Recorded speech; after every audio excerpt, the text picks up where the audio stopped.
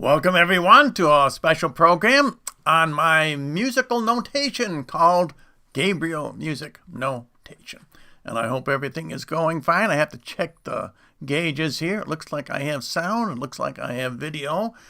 And I didn't know what to use for a background. I used the flag because this is Memorial Day weekend and I got my flag out today. So I'm not sure if music notation has anything to do with being patriotic, but there are a lot of patriotic songs. In fact, I wrote one several years ago, which I played at the beginning of this program.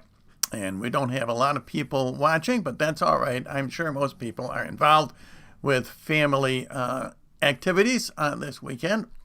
And not me. I am here to let you know about my music notation system called Gabriel Music Notation. And I did a video 3 years ago describing it, and it was in celebration of my 10th year here on YouTube.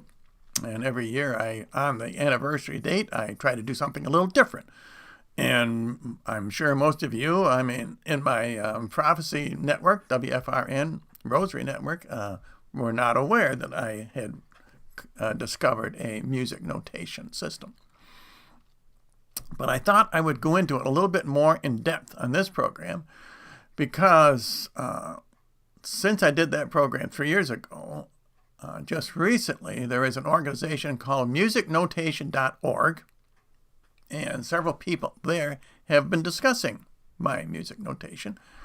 So they had some questions about it, and I thought, well, instead of answering them personally, I will do a video and I can answer their questions. And I thought I could get more into the nuts and bolts of my music notation system and how it works. And who knows, maybe I can generate a little more interest. I invented this system 50 years ago now. I can't believe it. And I published quite a few articles on it. And I showed you in the last program, this was 3 years ago, where quite a few magazines covered this. This was probably my best known one in contemporary keyboard, but there were others. This was Musart, and this was Southwestern Musician, and so on. So there's, I would say probably 10 or 12 magazines which printed my articles, and I got quite a bit of interest in it. Not nearly enough, I figured at the time. I worked 10 or 15 years on it, promoting my system. And believe me, the music business is a hard nut to crack. People who publish music, they were not about to take a chance and publish. So I published the music myself. I wrote a 96-page book called All Keys Are Easy. And in fact, if you go to my website, thirdeaglemedia.com, there's a link to that below. You can run off those. It's all free sheet music. There's as I say, there's 96 pages of music transcribed into my new music notation system. And any of you who play the piano, I think you know that traditional notation is very difficult to read. And that's because there are not only the 7 white keys on the keyboard, but the 5 black keys. And they have been added after Guido d'Arezzo, a Benedictine monk, invented music notation, and in fact, they're called accidentals, and they are accidentals. They don't really belong into the original notation, but they, of course, belong as far as music goes. I think most people have understood that what you really need is a chromatic music notation, and there have been many suggestions along that line, but none of them have been adopted because they practically all create more problems than they solve. So at first I'm going to give you a little examples to show you what it was like, or what the culture was like that Guido d'Arezzo invented music notation. And I do that so, well, I have an ulterior motive because for Guido d'Arezzo to get his music notation accepted, he had to go to the Pope. and it worked. The Pope approved it, and the rest is history, so to speak. What do we do today to get a new music notation accepted? This pope is certainly not interested, and I don't think any pope in recent years would be interested or have the power or authority to promote a new music notation system. So the best I can do is to expose it here on media like the YouTube. Who knows? Maybe YouTube has the power that the Pope had at that time. So I want to show you a few cathedrals that were built back in the Middle Ages. This is Amiens. This is a famous French cathedral. This was started in the year 1220. Now here's another famous cathedral, Saint Denis. This is near Paris. This cathedral was begun in the year 1140. Here's another famous cathedral called Chartres. Notice that the spires are a little bit different on either side. This is also in France, just to show you that there are Gothic cathedrals outside of France. This is in England, Canterbury Cathedral. This was begun in the year 1070. Can you imagine how old this thing is? All of these Gothic cathedrals are beautiful. We don't build anything as beautiful as these today. Italy is not to be outdone. This is a famous cathedral in Florence. Notice the dome in the back. Very famous dome. I think it was designed by Brunelleschi. Here is the Leon Cathedral in Spain. And this was begun in 1258. So why do I show you all these Gothic cathedrals? Well, I gave you the dates that they were begun. Guido d'Arezzo invented music notation, the same notation we use today, before any of those Gothic cathedrals were even begun. He invented music notation over 1,000 years ago. Would you believe that? How about our construction techniques in architecture? We use steel and glass today. Back in those days, 1,000 years ago, look how much architecture has changed. Look how much everything else has changed in our society, but not music notation. It hasn't changed that much. So I'm going to show you what Guido d'Arezzo's system looked like. Just in a minute, let me find it here on my list of slides. Here it is. There's Guido's notation. And over the years, this staff has 4 lines, as you can see. Over the years, another line was added, which was an improvement. The note shapes have changed, as you can see. And I have retained a lot of Guido's system in my own system, which I call the Gabriel music notation. For example, on here, the notes rise and fall on the staff as they rise and fall in pitch. Very logical system. The music is read left to right on the staff, which is the same way as we read any text in our Western culture. So it's interesting that how little notation has changed over the years, over 1,000 years, in fact. So let me read to you an article from your dictionary, and this is a better summary than I could give you about Guido d'Arezzo inventing music notation. This is from your dictionary. I never heard of this organization until I did research for this program. Guido d'Arezzo, born 995 AD until about 1050, so as you say, over 1,000 years ago, was an Italian music theorist and pedagogue who developed the hexachord system and the musical staff. Guido d'Arezzo was probably born in Italy, although it has been conjectured that he may have come to Italy from France at an early age. He studied at the Benedictine Abbey of Pomposa and then taught singing there. He left the abbey about 1025 because his ideas did not meet with understanding. Well, I sympathize totally with you, Guido. But how did he get his system adapted? The monastery that he was at, they didn't think much of his system. So I'll continue with this article. The Bishop of Arezzo invited him to teach music at his cathedral school and became a great admirer of Guido's new pedagogic devices. So maybe that's what I need to do, is find a bishop, a bishop who was interested in music notation. These were incorporated in Guido's famous textbook Micrologus. At Pomposa, Guido had developed a new way of writing Gregorian chant, adopting a 4-line staff and clefs, which we saw. He explained his new methods in the foreword to his volume of chants that he wrote in his new way during the 1020s. So this was a little after 1,000 years ago that he had written out his method in this volume of chants. He presented it to Pope John the, 19th, who was greatly impressed. Wow. I'll have to go see Francis. Maybe this is how I get my system adopted. This system of notation is the direct ancestor of all subsequent musical notation. So congratulations, Guido d'Arezzo. I think he was probably inspired by Almighty God to come up with notation. Anyway, that reminds me, if you go over to this site where they're talking about my system a little bit, musicnotation.org, there's several people over there that are anti-Catholic bigots. You wouldn't believe it.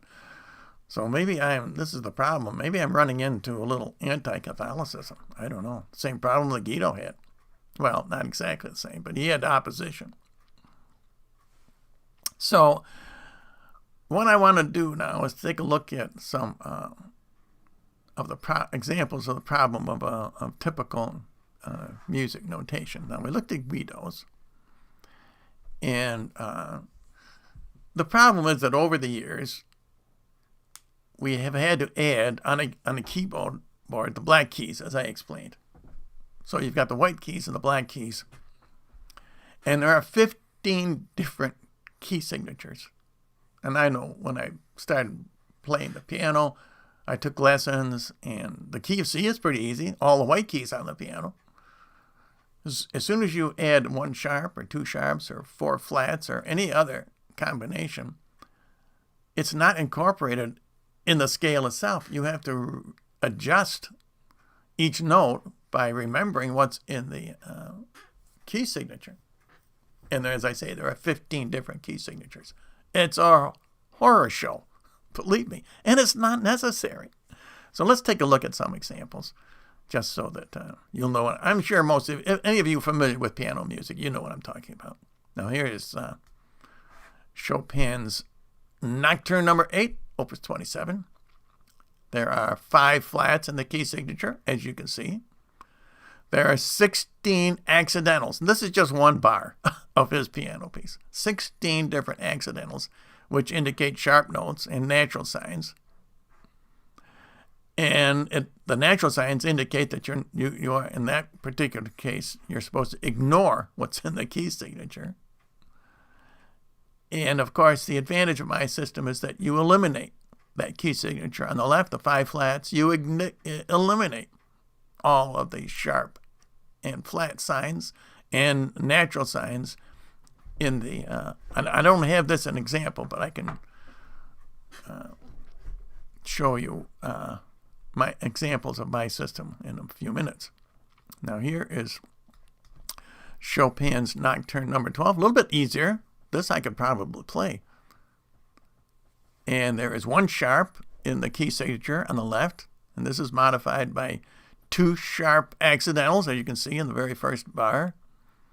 And there are 20 flat symbols. The flat symbols, I am sure, indicate a change of key here, although he doesn't.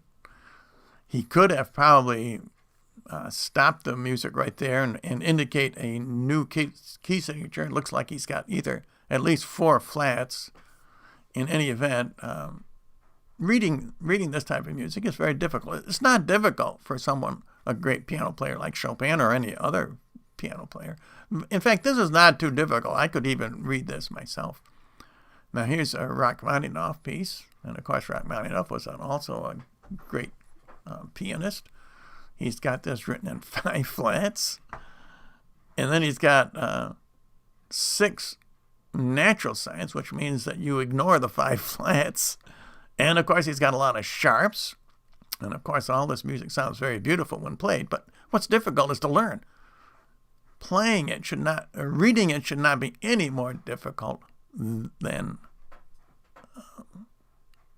reading and playing should be equally simple. Let's put it that way. It should not be more difficult to read than it is to play. So where am I here? I am showing. I've jumped ahead. Oh, here it is. Waltz, Chopin, Waltz number Opus 64. Now I want to compare this. This is the original. This is in Guido's system, except of course it's got 5 lines, and it starts in 4 sharps. And later on, he switches to 5 flats, which is typical for Chopin. And this is not too difficult a piece. In fact, this is the piece that inspired me to come up with a new system, because I started playing this and I started learning it. It's a beautiful waltz. It's fairly simple, as you can see. It's not too difficult, and I can read the added sharps, which are not in the key signature, and I can read the double sharps and so on. But then he switches about less than halfway through, after about, I guess, 16 bars, I think maybe, he switches to 5 flats, and I say, this is crazy. So now here is the same passage in my Gabriel notation. And as you can see, the key signature on the left is eliminated, all of the sharp and flat signs. The black keys are indicated by black notes. That makes sense. They are not only black notes, but they have a diamond shape to them. The white notes are indicated by the white notes. And since there are only 12 notes per scale, chromatic scale, that's all you've got to learn. You've got to only learn 12 note and staff conjunctions. So now, I think what I want to do now is compare the 2 different scales I have to check my. I want to show you what a chromatic scale would look like. Not mine. This is, and I think I took this slide from the musicnotation.org website, which I have a link to it below. You can check out. There's a lot of good information on their website. And this is the chromatic scale that they show. Here is the chromatic scale on a traditional diatonic staff. That's the upper image there. And the same chromatic scale on a chromatic staff with 5 lines below. This is just one of many versions of a chromatic staff.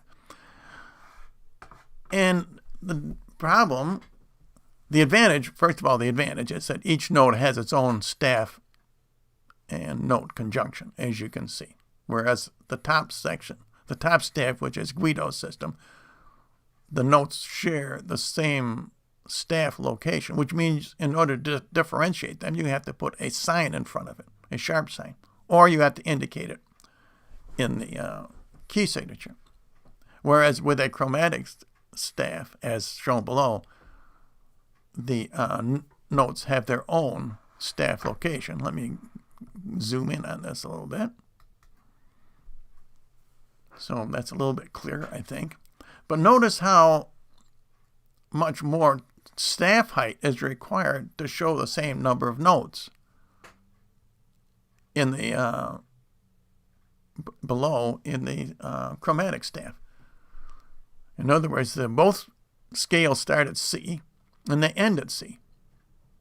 But the chromatic staff, ending at C, is on the ledger line above the staff, whereas with Guido's system, traditional notation, it's on the second space from the top. So, in other words, there's 40%, it takes 40% more staff height to notate the same amount of notes. And notationists have understood that the problem of adding sharps and flats to the white keys make it very difficult to read, as I showed you with the examples from Chopin and Rachmaninoff. And as an amateur pianist myself, It's horrendous. I had a very difficult time. I mean, I did learn it, but it's not necessary. All you have to learn is learn one staff. 12 notes, that's all you need. You don't need 15 different key signatures. And notation reformers have understood this for, at least 100 years, more than 100 years. Well, let me show you an example now. This is an example by, let's see, what's his name? I've got it written down here. Velizar Gojevats. And I got this off of the musicnotation.org website. So let's take a look at what he did. So this shows you how you have to add lines to the staff to notate all of the notes, obviously. The advantage, of course, of his proposal, just like any chromatic scale, is that you don't have to show sharps and flats. They're all built into the system. But now he's got, let's see, 3 and 6 and 5 staff lines. Plus he leaves out a line he leaves out 2 lines, and he darkens 1 line. And this is what you have to do if you're going to use a chromatic scale using the same arrangement that Guido had. That is, that the notes go up and down the scale at half-note intervals. Of course, my invention is that you don't have to use half-note intervals. And I'll show you that in a minute. And now I want to show you another example, and I have a kind of a personal interest in the following system, because one of the people who wrote to me was a woman by the name of Constance Virtue, and I guess she was a fairly well-known choir director quite a few years ago. I think she died in 1999, something like that. And I wrote to quite a few other people. I guess she must have been one of them. Oh, I know why. Her system was described in a MINC journal, Music Educators Journal. And so I wrote to her describing my system, and she wrote back to me. So now here's what her system looked like. She called it Virtue Notograph. And now this is also from the musicnotation.org. And she did the same thing basically as Gojevats, and that is to increase the number of lines. But instead of leaving lines out, she had 2 dotted lines, and she did not make any of the lines darker. And I think she sent this to me back in 1975. So let me show you, I think what I've got here is what she sent to me. Let me just see. No, that's a close-up of her system. Here's what she sent to me. This is a flyer that she sent to me. And her staff is on the bottom there, and the traditional notation is at the top. This is Constant Virtue's notograph system. And as you can see, the staff is hard to read. Her staff, you've got, let's say, 3, 6, 7 lines. So this is not exactly the same as what's shown in the musicnotation.org. And you see the dotted line that she uses to separate the lines to make it more readable. But notice that the top line, the staff, in traditional notation at top, there are a lot of thirds, minor thirds, major thirds, which is common in music. That's very, very common. But when you look at the way her system notates those major and minor thirds, there's a gap between the notes all the way up the treble clef. And that's not necessary. In other words, if you compressed those notes together, which you could very easily do, there's room there to do that. And of course, Constance Virtue did not understand that that's what you have to do. And in fact, none of the notationists up until now have understood that. Now, this is what I just showed you this is the flyer that she sent me. my address at the top. That's where I lived at the time. She sent it from Constant Virtue. She calls herself the editor. That was my address at the time. And she had made this flyer, which was very informative, as you can see. And what I just showed you put on the screen was what the top example that she gave me. And she also wrote to me a personal note at the bottom, which I am going to put on the screen so you can read it, and I will read it for you because it's not too easy to read her. Let me see if I can find it here in just a minute. I showed you the flyer, right? Let me see here. Yeah, here we are. Here's the letter. This is at the bottom right, you can see what she wrote. And here's what she says. Then notice that the date was May 29th, 1975. So when was that? 46 years ago. Here's what she wrote. Dear Mr. Tabley, thank you for your new musical notation. Requested comments are best expressed in this Introduction to Virtue notograph, a plan that has been maturing for over 40 years since its presentation at the 1974 Menk Convention. Inquiries have come from all over the USA, England, Canada. Our objectives are indeed similar, including retention of present time signs. Cooperation in finding the best answers to notational problems is rare.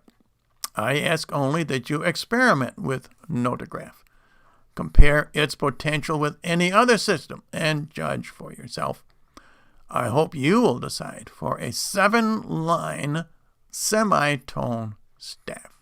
And that is signed Constance Virtue. So I was pleased to get that. I'm always happy to correspond with other notation inventors, but I totally disagree with her.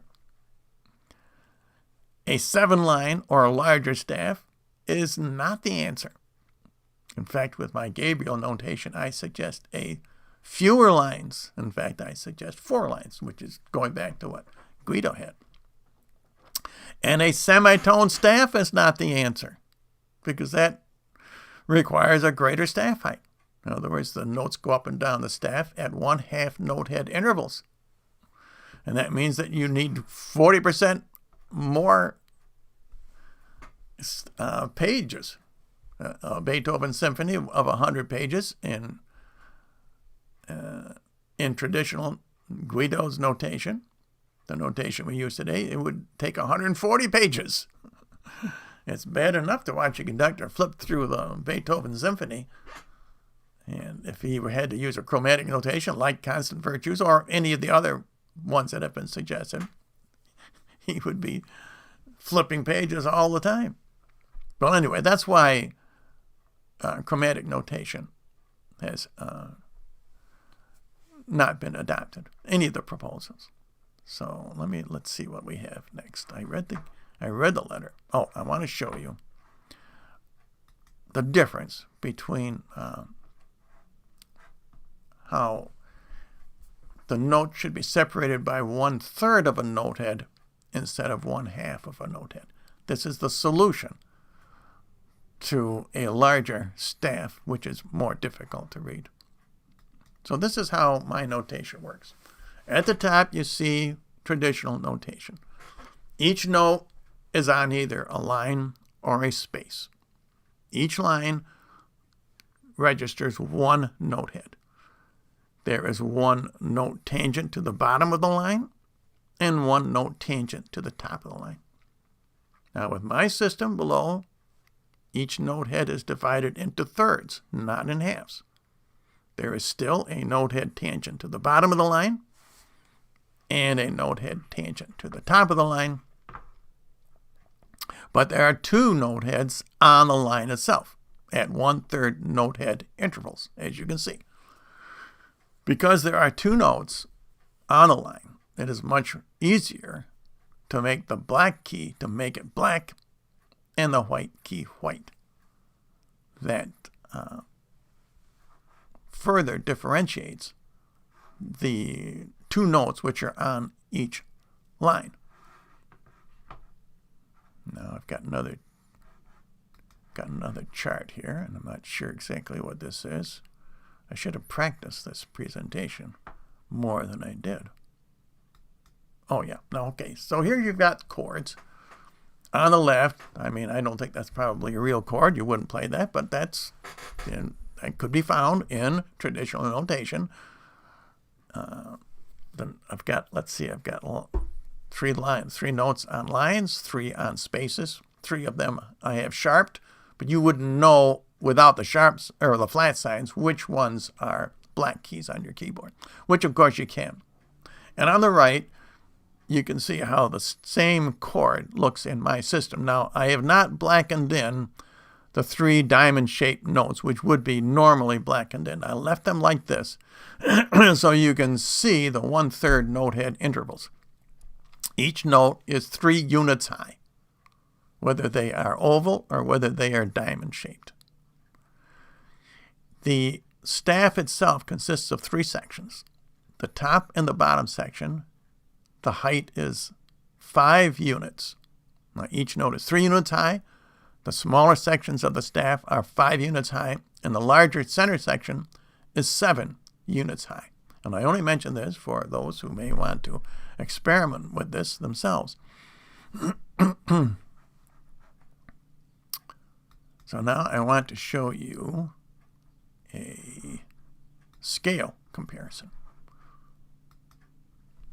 So at the top is a typical scale. Well, it's not a real scale. It starts in what? F, G, A, B, C, D, and so on, back up to F. If that were a true major or minor scale, some of those notes would be sharped or flattened. Down below, we have the same number of notes. Let's see, 1, 2, 3, 4, 5, 6, 7, 8. 8, that would be a scale. But notice how the scale does not take us up nearly as much room on the staff. It rises at a different angle. If you look at it as an angle, the top, in other words, the top scale takes up practically the entire staff, starting at the lower space and ending at the top line. But when when the successive notes are only 1/3 separated from each other, or in other words, they are compressed, then you can get a lot more notes on the staff, and my 4-line staff contains a lot more notes. Not only because of the notes are compressed, but the staff is a little bit larger. And you don't need all those lines. Because of the black and white differentiation, it's very easy. For example, in the lower section, you have 2 white notes and 1 black note. If they were all the same, if they were all white notes, you could get away with that. But it is much better to have the black notes or diamond-shaped notes representing the black keys on the keyboard and white notes representing the white notes. Now, a lot of people who have proposed chromatic music notations, they don't follow that rule. They don't make the black notes black and the white notes white. Well, I don't know why not. In fact, you could even improve current notation by doing that to make it easier to read. In any event, believe me, I spent years and years working on this system 50 years ago, and this is the way to go. You want to make your black notes correspond to the black keys on a piano. And the black notes should follow the same rule as the keyboard. The keyboard is very easy to read. In fact, blind people can play a keyboard. Can you think of any other art that a blind person can become facile in? Sculpture? No. Painting? Architecture? In fact, there are any sport, but a blind person can play a piano just as well as a sighted person, which shows you that notation needs to be improved. Notation should be as easy to read as it is to play. And the reason you can play a piano and not be sighted, in fact, many accomplished pianists, they play and they look at the audience. Did you ever watch, who was that guy? Jerry Lee Lewis play? He did all kinds of contortions, jump around, play at the same time, look at the audience. A lot of people look at the audience when they're playing. because the piano keyboard is easy to play. It's not that difficult. It's the notation that's difficult. And the reason it's easy to play is because the black keys are separated from the white keys by different divisions. The divisions are determined by the nature of the music itself. Music is very interesting. There are 7 notes, just like there are 7 days in a week. That's not accidental. The 8th note, or octave, represents the new beginning, and that's biblical. Number 8 in the Bible represents new beginnings, in the same way in music. There is a relationship between the harmony of the universe and the harmony in music. That's not an accident. And the keyboard represents that. The black keys are separated from the white by color, shape, size, and position. There's 4 elements there that separate the black keys from the white keys, which make it visually and tactilely much easier to play and easier to see. Well, my system uses that same advantage. In other words, the black notes are separated by color, shape, size, and position. Okay, now I want to take a look at a 2-scale comparison here. Or did I show that already? I showed that. I want to look at the sharp and the flat comparison. Now at the top, you see A flat and G sharp. Well, those are the same notes. And they are not white. They are black notes. Now at the bottom, you can see Gabriel notation notates them as black notes, black keys, and they are in the same position on the staff. And you can even distinguish between a sharp and a flat. Now, in my when you download my music from my thirdeaglemedia.com website, I believe I printed out all of the black keys, the black notes, as the diamond shape on the right. But it could very easily be done with a flat notes with a slightly different shape, as you can see. In fact, I would recommend it. Now, at the upper right, you see 2 notes on the same shape. I think that's on the same place on the staff, the upper space. I think is that E? I think that's E. So you got E flat and E natural. On the Gabriel notation below, you can tell at a glance that one of those, the E flat, is a black key, and the E natural is a white key.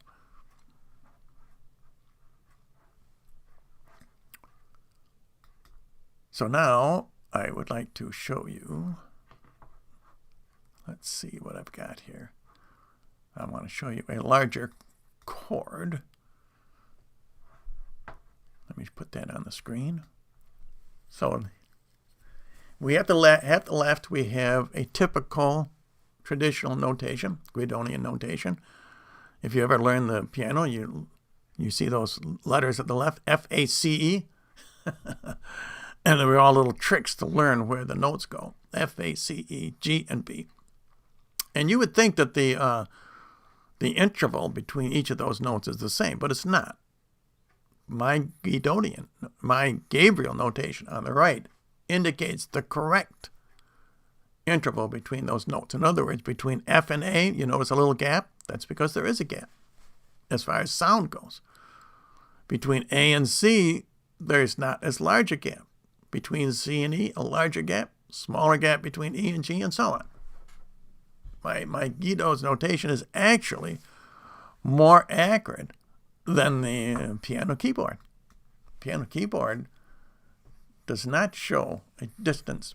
The distance between E and F on a piano keyboard, which is just a half tone, is the same as between F and G, which is actually a whole tone. So the piano is less accurate than my notation system. Now I would like to show you a C, E, and G octave. That's what I've labeled this. So this is C, E, and G, and C on the left. That's a typical C chords. And on the right, you can see how the separation between the notes is more accurate. That is correct. There's not a lot of difference. It does take a little more room on my system to get those intervals accurate. But compared to everybody else's notation proposal, it's far less different. So now I want to look at the same chord, but I want to add a sharp to it. Let's take a look at that. Oh, I added more sharps. I added quite a few sharps. I made them all sharps. C, E, G, and C. If you make them all sharps, obviously you're going to get all black keys, right? Well, no, not quite, because E sharp is actually a white note, and that would be F. Now, just by looking at a glance on the traditional notation, you couldn't tell that. But at the right, if you look at my Gabriel notation, you can look at that chord and you immediately can tell that there are 3 black notes and 1 white note.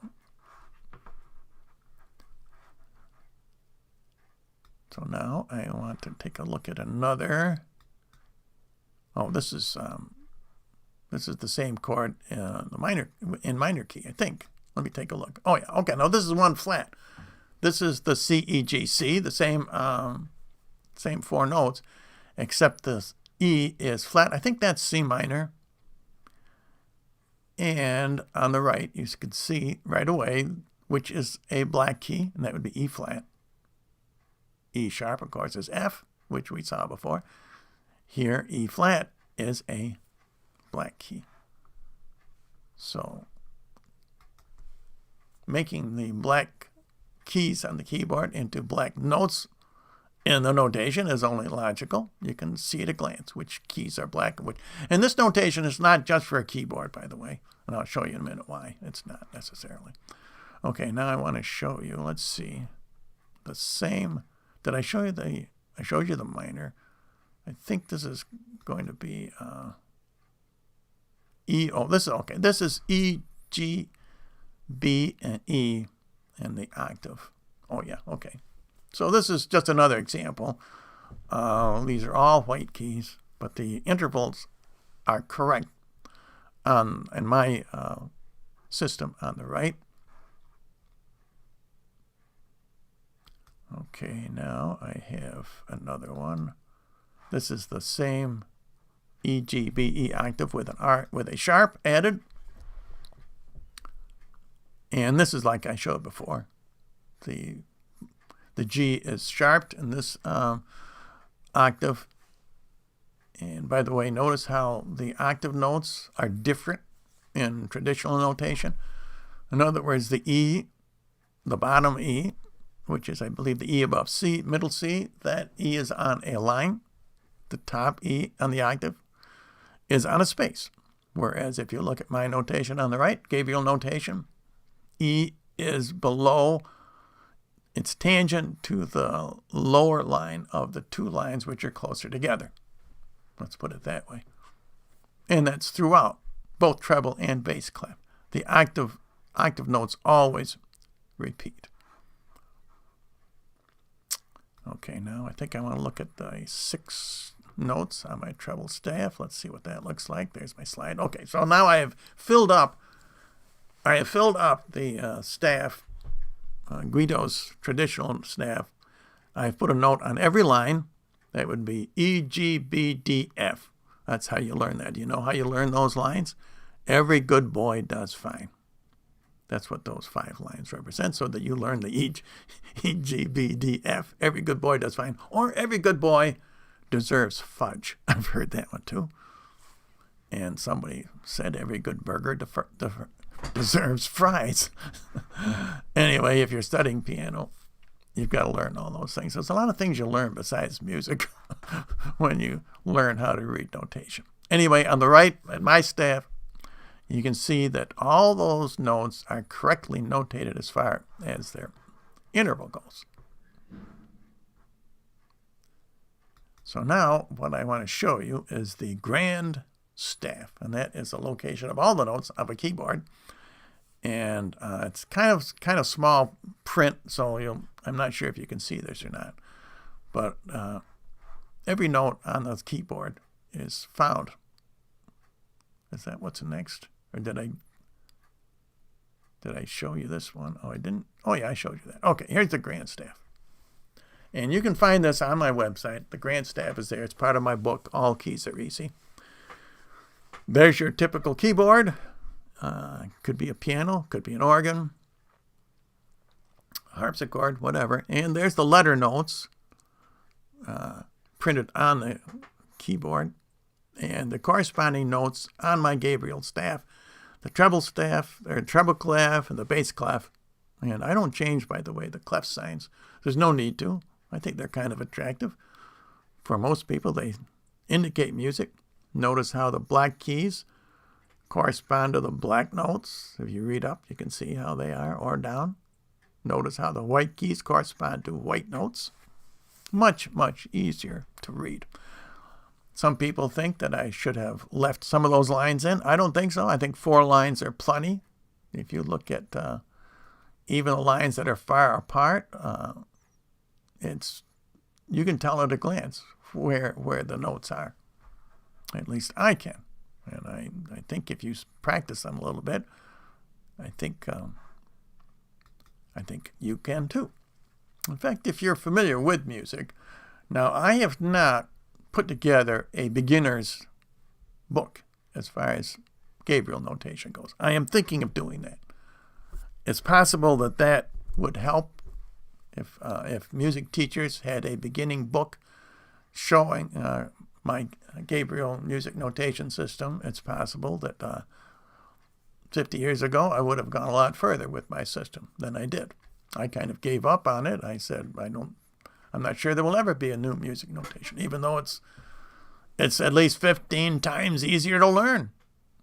There's no popes that I can, even then, there was no pope I could go to and say, Dear Holy Father, here's a much better system of notation. This is better than Guido d'Arezzo's notation. And he could say, oh, yes, it really is. Okay, the entire world is now going to adopt your system. Wouldn't that be great? There's nobody anywhere who has that authority today. Okay, now we looked at the grand staff. And what have we not looked at? Oh, the note shapes. I have some note shapes I wanted to show you.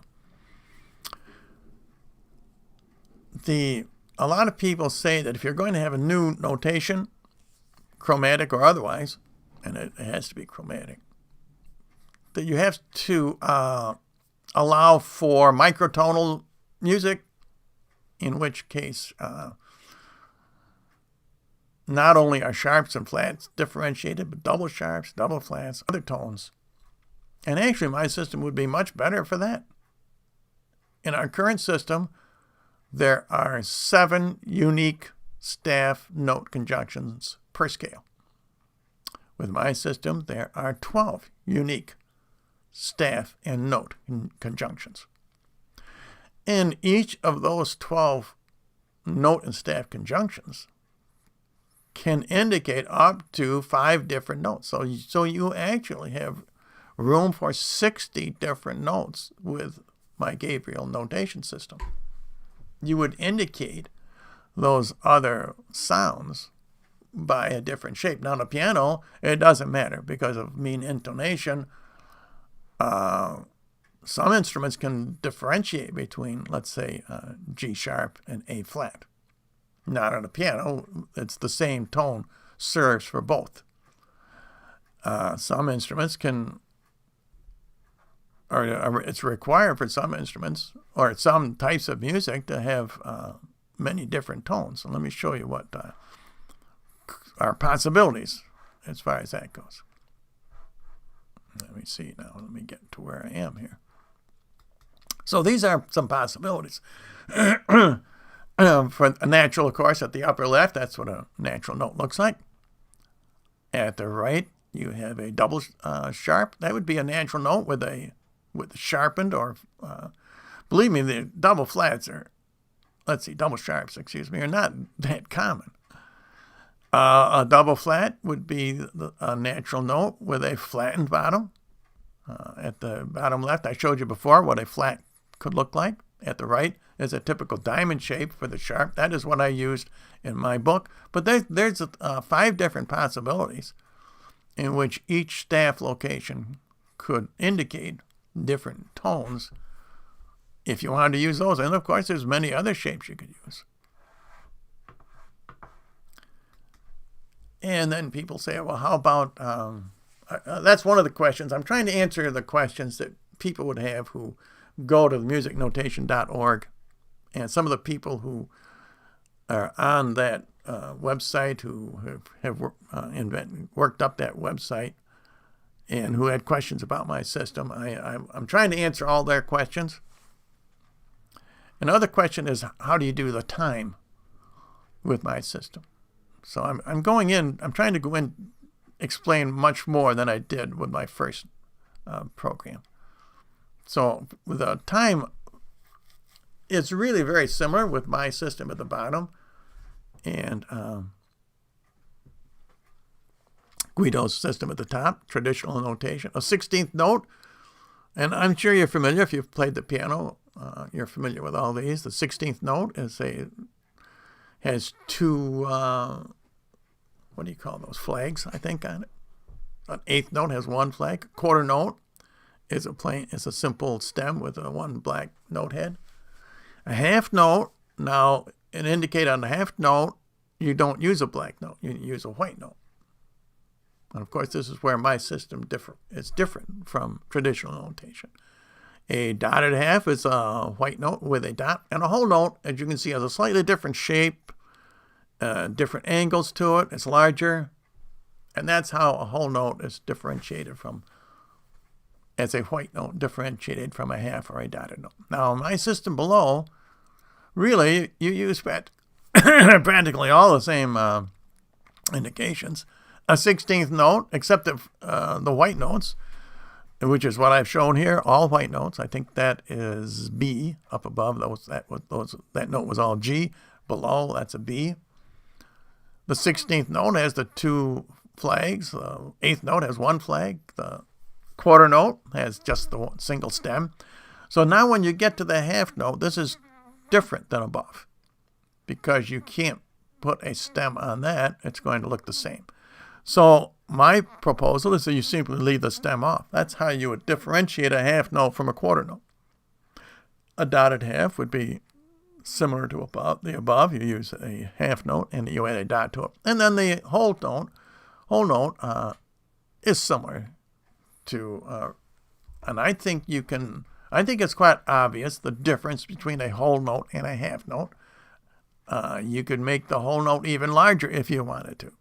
If it is discovered that a half note is not that easy to distinguish from a whole note, you could make the whole note even more dramatic in its appearance as far as being different. I don't think there is a problem with that. Now, the black notes, I didn't show you any black notes, but it's the same idea. The diamond-shaped black note would have two flags for a 16th, one flag for an 8th, and so on. The only thing you would have to do with the black notes the whole note would have to be distinguished from a black half note. And I don't see that as a big problem. And I'm not sure, I can't remember if in my book I ever ran across that problem. I think I did, and I couldn't find it just by glancing through it. There's 96 pages on my website. If you want to download my system and how it works, it's free website, free sheet music. Download any of that, practice with it. In fact, someone over at the newmusicnotation.org, they said they were doing that. They had downloaded some of my sheets and they were practicing. They wanted to see if it is easier. And I can assure you it is easy. It's much easier. I have learned how to play both systems, and I can assure you, Gabriel notation, a chromatic notation, has solved all the problems. It has solved the problems of the sharps and the flats, all those accidentals. You don't need any of those. It has solved the problem of the key signatures, 15 different key signatures. You only need one key signature. That's all you have with a keyboard. There's only one keyboard. Can you imagine having to switch to 15 different keyboards? That's the same idea.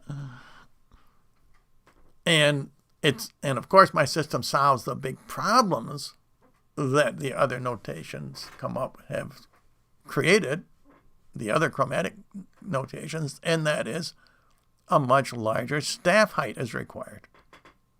And when you do that, you have to differentiate the lines on the staff. You even make you make some of them dotted, as Constance Virtue did, or you leave some lines out, as that other notationist did, or you make some of the lines different colors. I've seen notation that have different colors, chromatic scale. Some of the lines are different colors. Some of them have dotted, some are dashed, some are darker.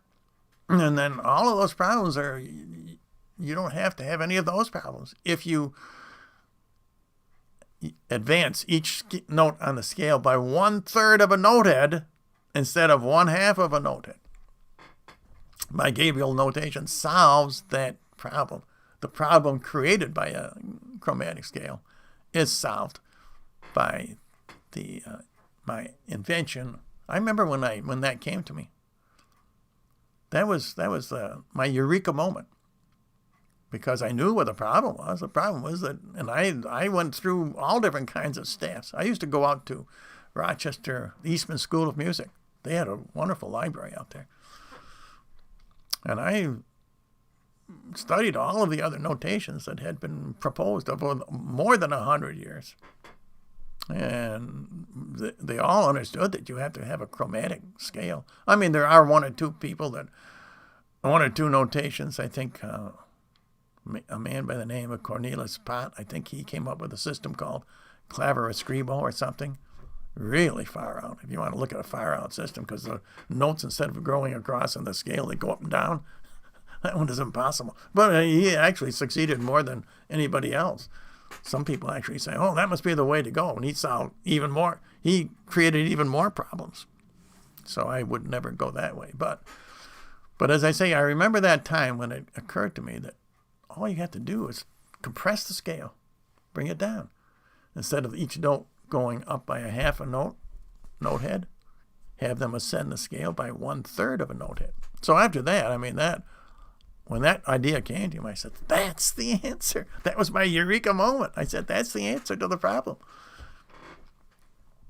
And all I had to do then was to find out where the staff line should go.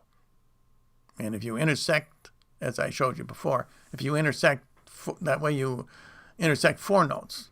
A note tangent to the top of the line, a note tangent to the bottom of the line, and the line itself going through 2 notes. And if you make one of the notes a triangular shape, different color, then it is. And I have tried, by the way, going up and compressing the scale even more. And I spent quite a bit of time trying to figure out if you could compress the scale instead of 1/3 of a note to 1/4 of a note. And you come up with even more problems. That creates more difficulties, because then you've got to really distinguish the notes, and then it becomes quite difficult to read the lines on the staff. Okay, so that is my my system, and I thank you for watching. Let me see, that took an hour, believe it or not. I can't believe it. So, and I will publish this video, of course, and I will make the people over at the musicnotation.org aware of that I have just answered some of their questions, and I hope then I will read some of your comments. Not too many people watch, but that's understandable. This program will be part of the record, and who knows? Maybe there is a pope out there who is supposed to be pope, and he's not pope, and maybe he's into music, and I will be lucky, just like Guido d'Arezzo was. Guido d'Arezzo was kicked out of his monastery. Remember that? And whatever, because they didn't like his new system. But he found the bishop of Arezzo thought it was a great idea, and probably the bishop recommended him to see the Pope. And the Pope thought it was a great idea, so that's why we have music notation today. And can you imagine it's 1,000 years old? It's due. We're due for a new music notation. Anybody got any ideas of how you get a much improved music notation out there? The music notation, the music business is you wouldn't think so, but it's very conservative. I mean, I contacted a lot of music schools when I started this, and most of them were negative. Really all of them, to a degree, were negative. Let's see, Jerry G is here, so is Tina Sislo, Ginger Elvis, Brian Hayes, Thanks, Brian. You rock, Mr. T.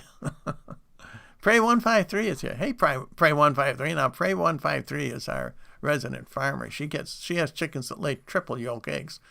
I was raised on a chicken farm, too. And every now and then, you would get a triple yolker. So, do you play any musical instrument? Pray153. Now, my system is primarily for the piano, for keyboards.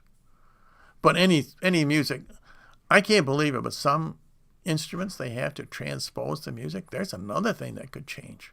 There's no reason for that. Joyce Adcock is here. Romans 125. Romans, I don't think I've seen you on this program before, but very good. Sayako is here. Do you play an instrument, Sayako? Molly May says, Mr. T, you are an inspiration. Well, thank you. Well, I'm old enough. I ought to have something going for me. Everything else is getting pretty decrepit. Thank you for your enlightened knowledge. Well, thank you. Sam Fisher is here. He says, interesting. So is Larry Tischler. Roman says, I could play Mary Had a Little Lamb with 2 fingers. Does that count? Or Twinkle, Twinkle, Little Star. I found out the other day, and I didn't know this, but Twinkle, Twinkle, Little Star was written by Mozart. Did you know that? I think that's what he said. I think that's part of some composition by Mozart. Roman says, compressed score paper is easier to read. Yes, it is. Afro123 says, blessings to all. Romans, Carrera, Vampino. Nice. Haven't seen that before. Okay, well, Vampino, I don't think I've seen you before here either. So, by the way, for those of you who may be interested, we do have a live stream every day on this channel, and we pray the rosary. Maybe I should pray a novena for people to, because really, I mean, it would make learning music so much easier. I would sure wish I had it when I was starting to play them. Boy, I remember learning my piano lessons. I am not a natural pianist by any stretch of the imagination. I have such respect for these people that can play the piano without. And in fact, most, as you know, pianists, when they play in concert halls, they never read the music. They read the music to learn the piece. And thank goodness they don't have to read the music. Okay, everybody, I think that's all the chat. So I appreciate all your comments, everybody, and for listening. So as I say, I will be back tomorrow, back to my regular program. I will take down the set, take down the flag. By the way, a note to Sam, if you're still here, I think I will pray the Patriotic Rosary tomorrow. You may want to also. I think tomorrow is the official Memorial Day. My brother will be 80 years old. My younger brother. Can you imagine that? Can you imagine having a younger brother who's 80?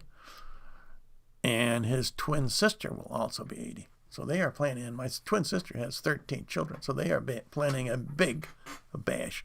But that's neither here nor there. As far as the notation goes, for those of you who are just watching this program, go to my website. There's a link to it below. And go to the newnotationmusic.org, their website. They explain why you need a chromatic notation. And I also have a link to my first program in this series. But this program goes into a much more greater detail than that one. Okay, so thanks everybody for watching. So until I do see you again, may God bless all of you. Let me see. Here's my end. I clicked on the wrong click.